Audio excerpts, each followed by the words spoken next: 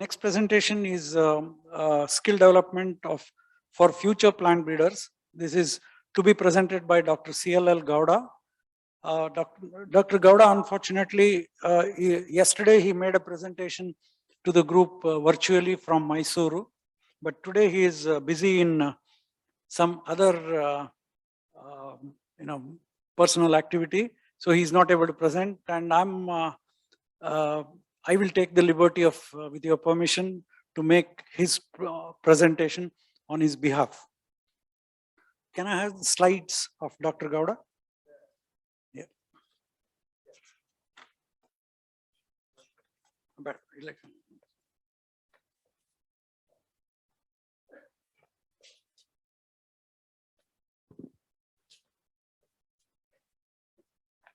So you all know Dr. Gowda. Yesterday he was introduced. He was a former Deputy Director General of ICRISAT, and he is the co-founder of GRSV Consulting Services. And we would like to, he would like to talk about skill development for specifically for plant breeders. I think there's a lot of introductory slides. So can you keep moving to till the 6th slide? Oh, I can.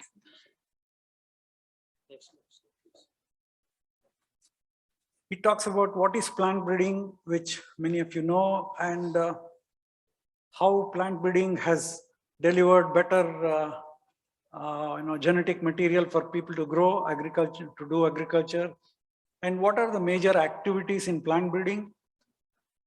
Then what are the successes in plant breeding, and then about designing graduate level plant breeding curriculum, what it should include. He has given all that.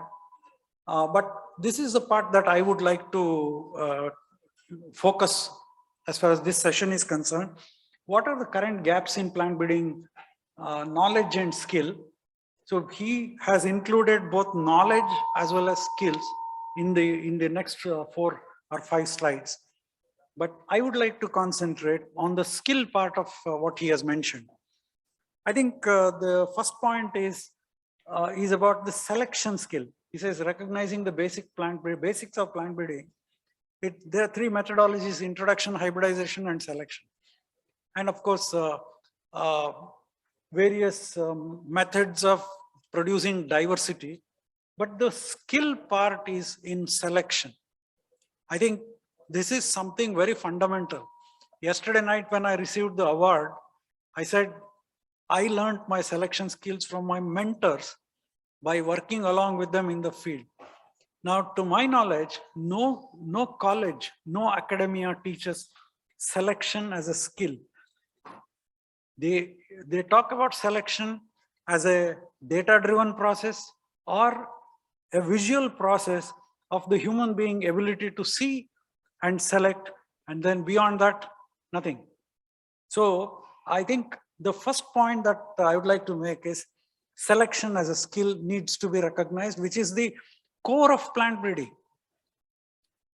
And then next is, there is excessive emphasis on the theory and less on practical training. In fact, if you look at the curriculum today, it is all theory and theory and theory and theory.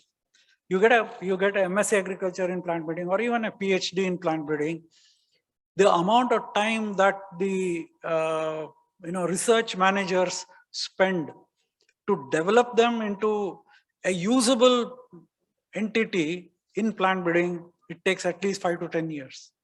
And then you move them through trainee, research assistant, research associate, junior plant breeder, then plant breeder. So you provide a career path in which, depending on how much he learns or she learns, you're provided that. So all this is because there is an imbalance between knowledge and skill.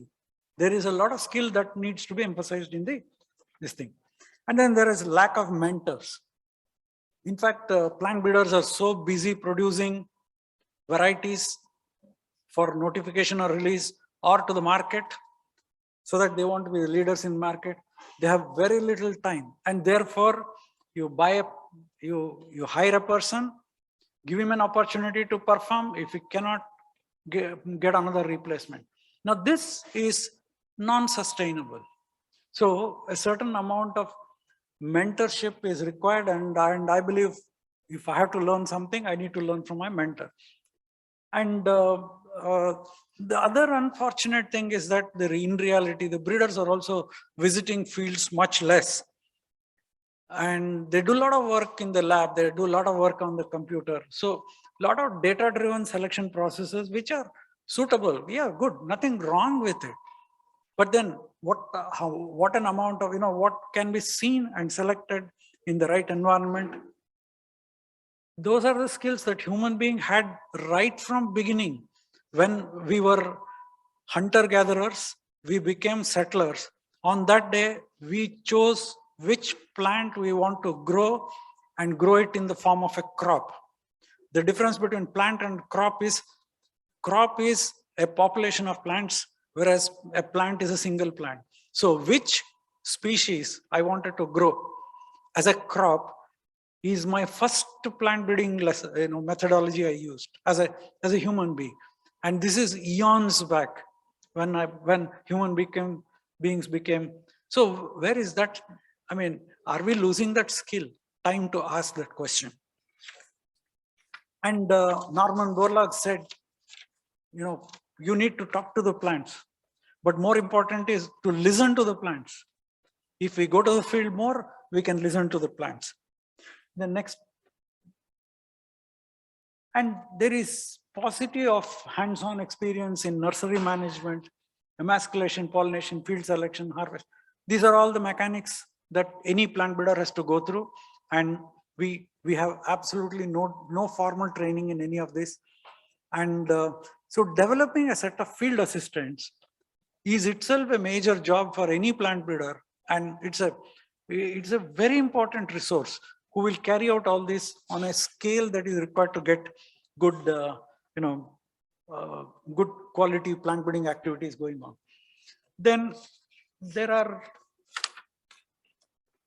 and one of the strong skill that is required for plant breeder is to recognize that he or she is a team player. The third point from the top, it is like there are various teams which have to be, coalesced, coordinated, and plant breeding is a teamwork, which is again a skill. And many times I have, this is my experience, I could be slightly wrong. In case of plant breeding, like in case of a running race, is it or a group game, a team game? This is more like a baton race, where you create something, you hand it over to somebody, and then that somebody carries it further. Somebody like a breeder hands it over to product development activities. Then it goes to sales and marketing, and so this he has to be a team player, and team playing skills are very different.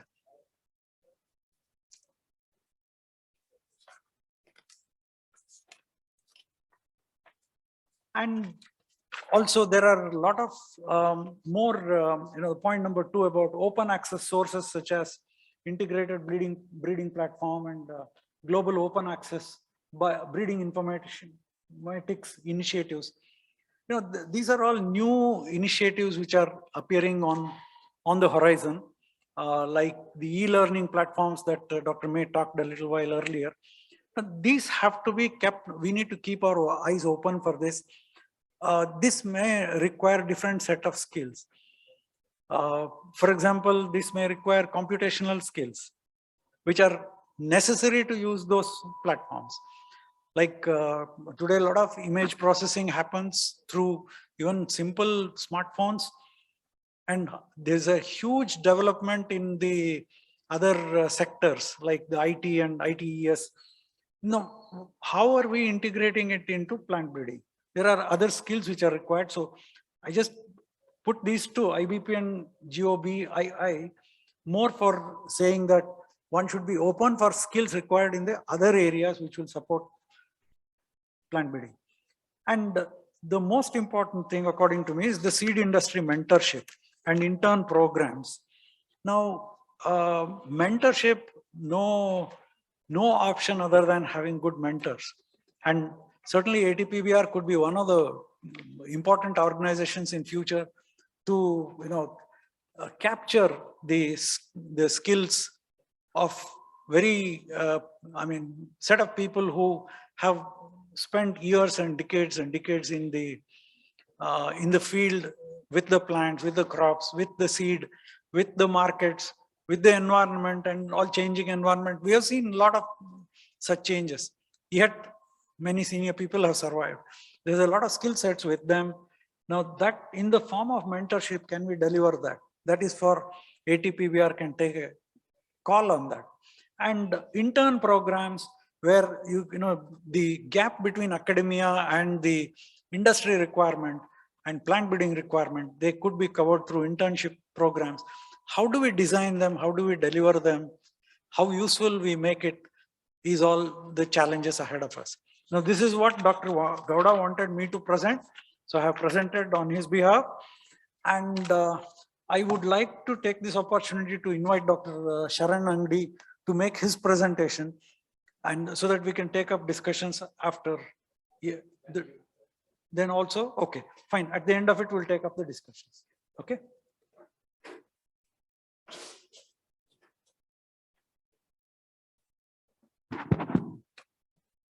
Good afternoon. I didn't hear. Yeah, good.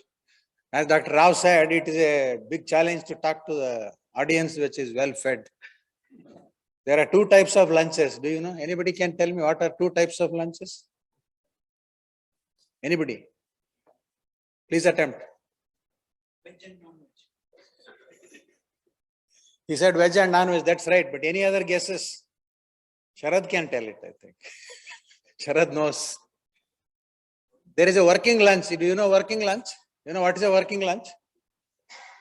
What you had is a working lunch. Another lunch is that lunch that works. I can see lunch that is working on many of your faces. Some of them are dozing, some of them are just doing something, as Gubba Kiran was telling. So you are busy with your WhatsApp, social media and all that. But please pay attention, because this is going to be of good relevance. Training and skill development.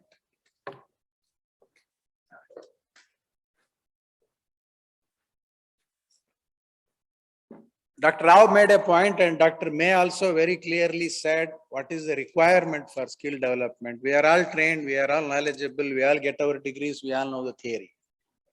Then why the skill comes in? Why somebody has to be skilled? We say that person is very skilled. He is a skilled plant breeder, skilled engineer, skilled biotechnology. What is that skill? Dr. Rao told me to strictly limit myself to 9.5 minutes. He doesn't give me 10 minutes, right? In that 9.5 minutes, or in 4 slides, I am going to make my points. And I am going to say what I am saying only once. Please listen. Otherwise, if you miss, I am not going to repeat it. Okay? Next slide, please. So I have to do it myself. Yeah, what is skill? Essential skills, because any skill is essential, but among them, I have tried to differentiate what really is required to be successful. When I say essential skill, it is a developed, please pay attention. It is a developed ability or capacity acquired through deliberate, systematic, and sustained efforts to smoothly and adaptively carry out complex activities or job functions involving ideas, things, and or people. Dr. May made her point when she said people requirement and how we have to match the knowledge with the skill part. All those things, I think, they are running through this as a fabric. What are the basic skills? Dr. Rao mentioned about what is specially required for a plant breeder or a crop improvement specialist. But I am trying to generalize the skills that are basically required. And oral communication. Oftentimes, people say that fellow communicates very well. He relates things very well. He is able to communicate. Oftentimes, what happens is we end up saying what we know, rather than understanding what people want to know. That's why we say first understand the audience, or your business partner or your client or your customer, whoever, understand his mind for what does he want. Tell specifically those points. Otherwise, in your enthusiasm to elaborate, the main point may be missed. I am reminded of a joke. A fellow is telling his friend, I had this friend, no? He had a brother in US and his wife was working in Canada and his daughter was in Australia. That fellow suddenly died.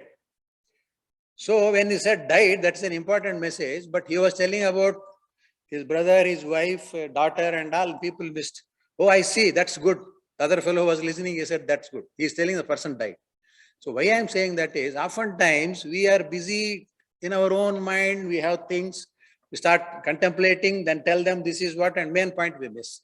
It's very, very important to communicate specifically what you want to say. As they say, express to impress. That's very important. I am telling across the fields, it's not only plant breeding, it can be any other. I'll come to that a little later. Oral communication to greet people, to do what? To take messages, reassure, persuade, seek information and resolve conflicts. Each one of them, I don't need to tell you, each one of them is an important ingredient of success. Working with others, Dr. Rao mentioned already, teamwork. We all work as team. And there is a nice saying working together works always. And in these days with technology and so many fields integrating, so many sciences coming together, we all work as teams. And one cannot be expert in many things. So he seeks to work together with others in cooperation. That is why working with others becomes a very, very important skill. As a member of a team or jointly with a partner, engaged in supervisory or leadership activities, knowing how to learn, understanding one's own learning style, knowing how to gain access to a variety of materials, resources, and learning opportunities. These are the benefit of working with others. Continuous learning. Learning is never ending, as they say. Learning goes on as long as we are alive. Every day we learn new things. Then here what is important is knowing how to learn. Understanding one's own learning style. Knowing how to gain access to a variety of materials, resources, and learning opportunities. As I said in the beginning, this applies across the science, across the fields, across the professions. Thinking. Differentiate between 6 types of interconnected cognitive functions, because thinking helps you in problem solving, decision making, critical thinking, job task planning, and organizing, significant use of memory, and finding information. I think this is what otherwise each of those can be explained for one day. I am not going to do that, just giving you a feel of it. Those of you who want to go into more details, please go back and do more on that. The biggest communication problem, I found it very interesting. The biggest communication problem is you do not listen to understand, we listen to reply. Simple example, you are talking to me something and I am in my mind, I am thinking, how do I link something? What he is saying, how can I better him in that? I'm not listening to what he is saying. So in communication skill, listening is also a skill. They say 80-20 is the rule. That means 80% of the time you listen, only 20% of the time you talk. That's one important aspect. Yeah, and Dr. May made an important point that she said you have to link the skills required in a job to the job requirements. So I thought I'll put these points. I'm just coming to plant breeding professionals now, but you can read as biotechnology professionals or engineering professionals or whatever professions you are in. It says, and job opportunities in plant breeding in general are government research organizations, commercial plant breeding companies, specialist seed producers, biotechnology and genetic engineering firms, and international research institutes. These are the organizations that employ plant breeders. What responsibilities are plant breeders given? Setting aims and objectives of the research programs, conversant with the research methods and techniques, identify and select plants with desirable traits, and make crosses to produce new breeding material, analyze and scientifically assess the hybrids in laboratory and field trials and select the best ones, multiply and produce virus-free plants, maintain detailed records throughout the R&D cycle, that is called data management, manage, support and train technical and field staff, and be up to date with the rapid developments in science and translate ideas from scientific literature into new approaches to breeding problems. These are very, very essential and important. I think that is self-explanatory. Now, to match those requirements, what are the essential skills that are required? Enthusiasm, commitment, and a strong interest in plants and plant sciences. Basically, in anything what you do, you must be interested. As they say, if you choose a job you like, you don't have to work even a single day. That means working becomes more of a pleasure. You don't think I'm doing a job. Good problem-solving skills. These days, you keep on encountering several problems in several areas. You should know how to solve a problem. How to solve a problem with mutual consent or mutual benefit to each other. Excellent oral and written communication skills, they are a must in any field. You should do a good job, but you should at the same time be able to communicate and tell the others what you have done so that they can understand, make them understand. Skills to manage a busy laboratory, because these days a lot of plant breeding is done in the laboratories. We do marker-arrested selection.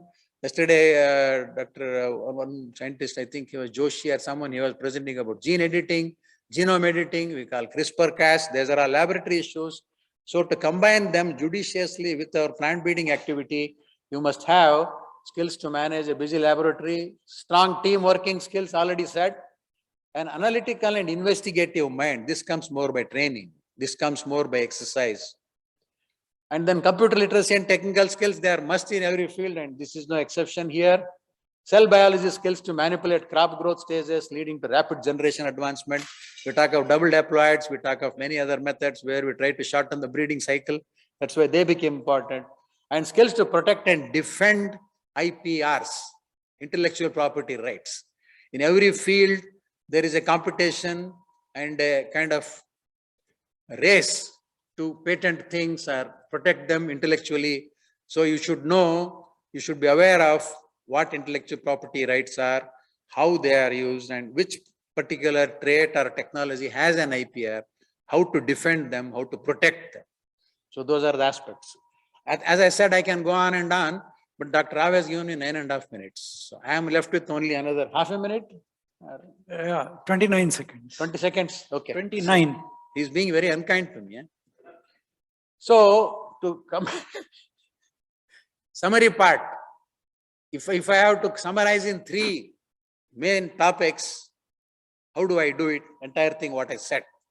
One is observation. You must be a very keen observer to see things which others are not easily able to see. That's your skill. You have to develop that observation skill. Look at things in a more analytical way. Look at them in a more kind of microscopic thing, so that you will see things which, I think that many examples can be quoted, but then observation is very, very important in development of your skill or in profession, wherever. Then unlearning.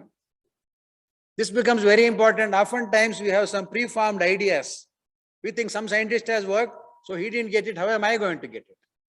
So I have learned it. That fellow didn't succeed. How am I going to succeed? So it's important to first unlearn. If you have to learn anything new, first you have to unlearn. That is, throw out all the, shed all the pre-learnings or prejudices or preformed ideas. That's what I mean by unlearning. And then third one is practice. A professor of mine used to say there are 3 important things in life to succeed. First one is practice, second one is practice, and third one is also practice. So, Dr. Tiku says, yeah. Okay, so importance is you have to keep on practicing. That's what makes you skilled. As Dr. Rao was saying, selection itself is a skill. Dr. Saab is sitting here. He has spent 55 years in the seed industry. He is now 81. Yesterday I was mentioning him, he is Bhishma Patama. So these people have observed. These people have learned. These people have trained themselves to be skilled. We value them for their skills. So totally, finally, if I have to say, plant breeding these days has become integration of so many technologies. I was asking Dr. Narayanan yesterday for a point. He said these days we use artificial intelligence, we use molecular marker-arrested breeding, we use several other things. Then I said breeder skill is becoming secondary now.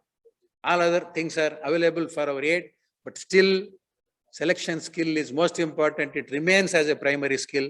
So that is still more important. All these can be at the most, I think, are adjuncts.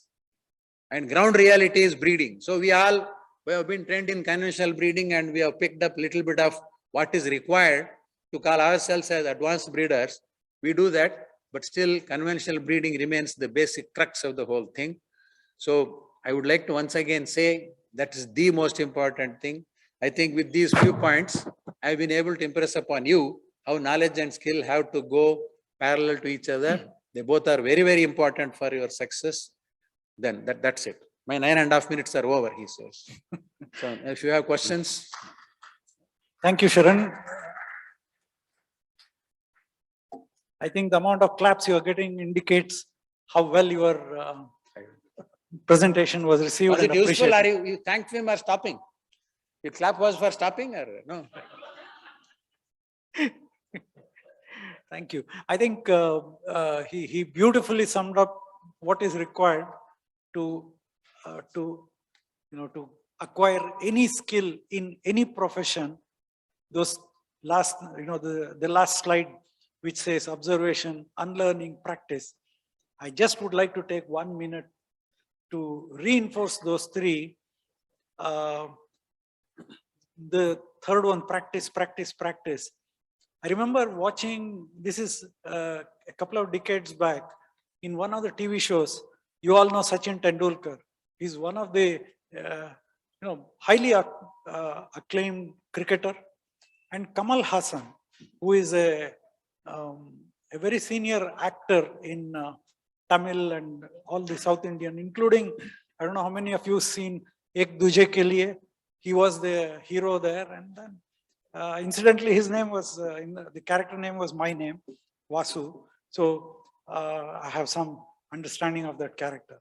These two were on the TV and discussing what makes a person successful. And one of the things Sachin Tendulkar, he said is, for me, practice. Whatever it may be, I will have to practice. Any situation, every ball is different. Every ball I face is different. So I have to mentally practice, physically practice. Only then I'm okay. And then he even said, I think he was quoting Rahul Dravid, he said, even after scoring a century, I take a fresh guard to know exactly where my wickets are, which I have to defend. So it is that practice for perfection. And then Kamal Hassan said, his key for success is, he had a talk with his grandfather once. And grandfather said, what makes you success is that you be the best in whatever you do. Even if it is cleaning of latrines or toilet, you be the best in that. So that means the targets that you set for yourself is what makes you go in that direction. And second, practice makes you perfect. And then about unlearning, as we are born as child, we don't have any, there's no memories, there's nothing. So as we grow up, we pick up many things, and we pick up things which will sit in the brain, which we don't question at all often. We don't, time would have passed. What we learned 20 years back, it may be irrelevant today, but we don't question it. It sits there and it guides our decisions at that point of time. So that thing has to be unlearned. That's called unlearning. These are all conditioned thinking, which has to be unlearned so that you make place for new. In fact, when you meet some people, you can see carrying a lot of luggage. It's not at all present in the present. Okay, so that is one. And observation. Observation, often we think it is observing others, observing situations, observing plants, observing trials, data, many things, or even observing television serials. But observation is also observing one's own self. And that leads to questioning one's own self. Ultimately, we can't control anybody else other than ourselves. So these three will help us to acquire a lot of skills. And I'm very happy that Sharan made a good focus on those three in terms of learning and improving ourselves. Now, any questions on Dr. Gowda and Dr. Sharan's presentations?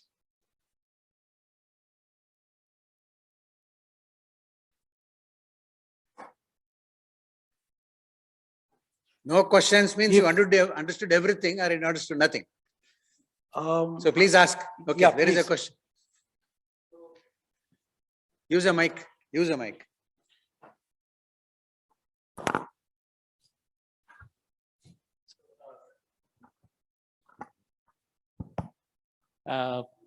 As a teaching faculty over here, so we guide a lot of students, but the typical questions we hear from the students is what is the future and what is the reward if I choose a particular career. So What is the subject? Say what is the future? Like if I talk about more specifically about the plant breeding. plant breeding? Okay. So what is the future and how I'm going to see myself after 5 years? And what is the kind of reward, because financial reward and etc. Because you mentioned in somewhere that, okay, there are new skills like genomics and all these things becomes more fancy because these are new techniques, whereas breeding is taking a second seat. So how do you take it forward? Good question. Thing is, I think the solution is what you are talking is more about career planning. Whether you want to make a career in plant breeding or you want to be in one of those areas which support plant breeding in different means and ways, I think it is good to keep yourself abreast of what's happening in the field, how to keep yourself updated and upgraded knowledge-wise and skill-wise. Definitely, there is plenty of scope. There is never-ending scope. If you ask me, I will say there is a never-ending scope for plant breeding and crop improvement. Because this is a very constantly happening process. People have done it for several years. As Dr. Rao was mentioning, plant breeding, when did it start? Any idea? Anybody can tell me when did plant breeding start first? How many years back? Any guesses? Quick. Prehistoric. Good answer. Because it started 10 to 11,000 years ago. The first farmer, when he domesticated plants which were growing wild as weeds, made them crops, made selections, he was the first plant breeder. And yesterday, I think Dr. Narayana, we were discussing like even before Mendelism happened, even before the genetic principles were known, plant breeding was happening, animal breeding was happening.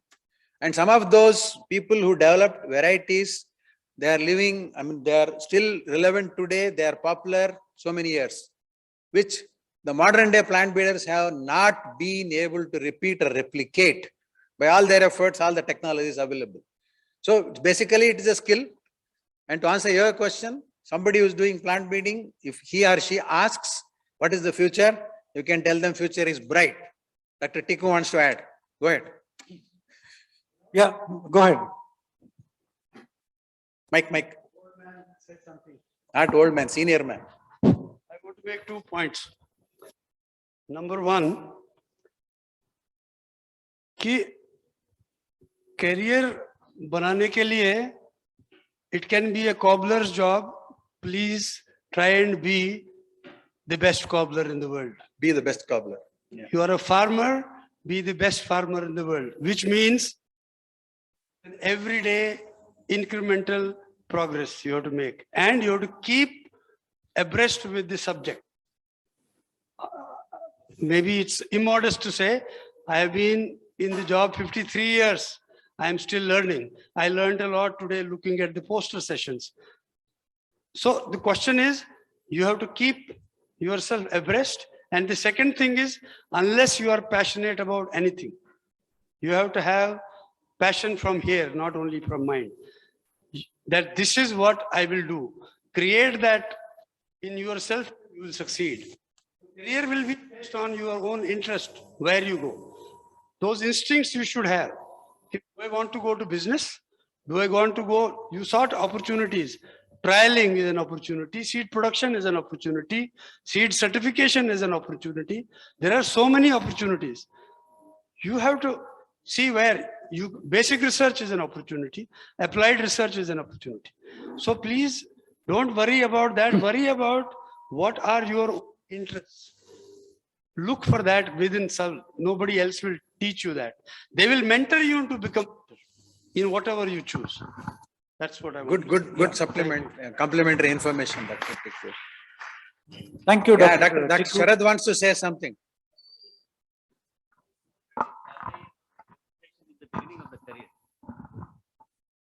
No, question, we didn't hear the question. My dear, my first salary is per month. And the entry level was 400, 700 for a MSc guy. If he went to the BSc guy going to IAS was getting 450, 700. I was getting 300 consolidated. But I never left because I very clearly, I think the first crop of tomato I have sown is 1970. Yeah, first crop. I probably have grown by now 105 crops of tomato. And I still go to the field 3 to 4 hours every day. So I don't think remuneration will come if you do well. You will get recognized whether you are in private or public sector.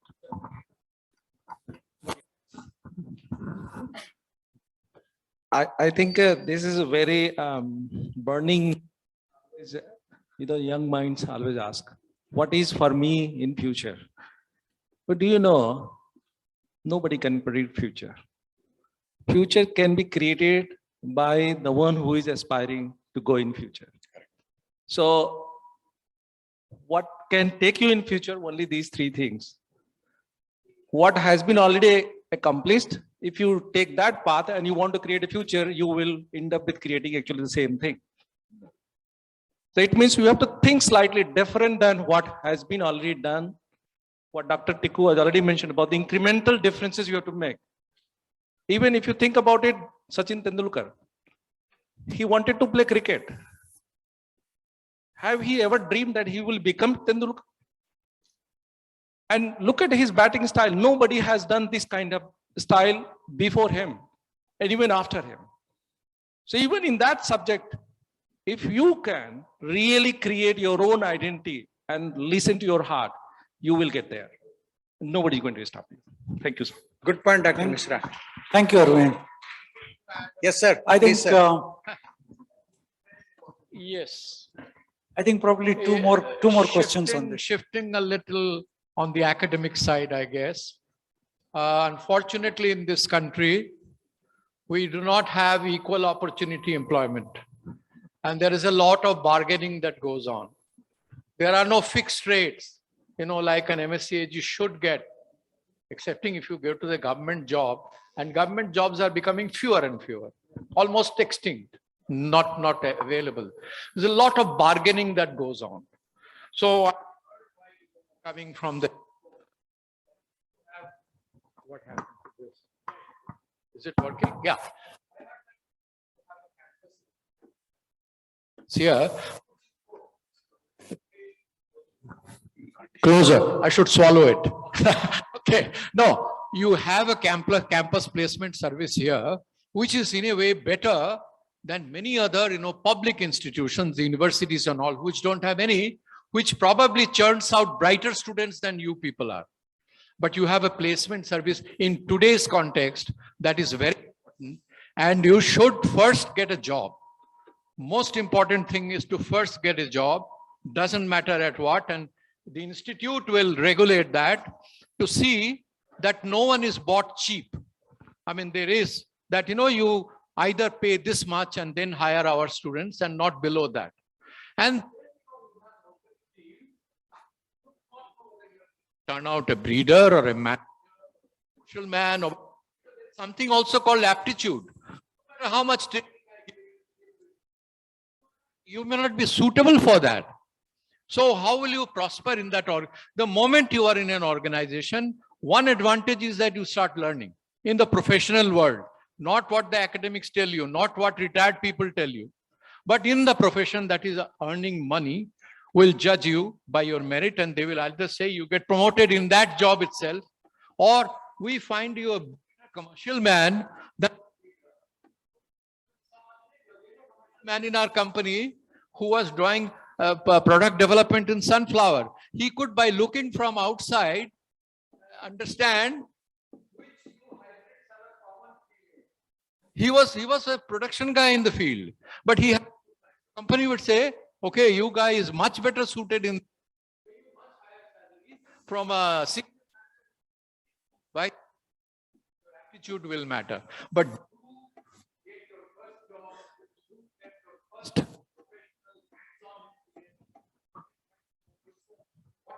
basically suitable for. Thank you, Dr. Partha. Thank you very much, Dr. Um, Saab. You made very I think- valid point. I think this is an excellent I think- discussion. We really had excellent discussion. And one final point, Mallikarjun, and then we'll move on to the next speaker. Yeah. In the job opportunities readers, in India, breeding can also be an opportunity, or we are still not yet matured for that. Freelance breeding. Freelance breeding. Yeah. Yeah, that's happening now. There are freelance companies. Good point he made. Don't have to look for a job. Look at freelance breeding. That means you develop your own lines, your own breeding lines and breeding hybrids, and you can always sell it, what they call as B2B, business to business opportunity. Those efforts are going on. That's happening in India. And when Sharad was asking about the career and the salary part, and Tiku said his first job was 300, it's very difficult to mention the first salaries. I also told a friend, when I started my job was 600 salary. He said, "Kahin aur naukri nahi mila kya?" Then days were there. When you went for a private sector job, they thought those who didn't get a government job went to private sector. Now it is other way. There are careers, advancement, placements, everything that never happened in our days. We used to find a job, work there, be there, consistent, as Dr. Dasgupta was saying. Stick on to that, learn things and be an expert in that. Don't keep on changing. As they say, rolling stone that doesn't gather mass. So better be in one place, be a master of that and develop your skills. And as I said, you have to know where you fit in. Are the people who hire people into organizations, they should say, like they say, don't put a square peg in a round hole. So that has to match. I think that was very good. Good points made. Thank you very much. Yeah, thanks, Sharan. I think, thank you for the excellent discussions. We will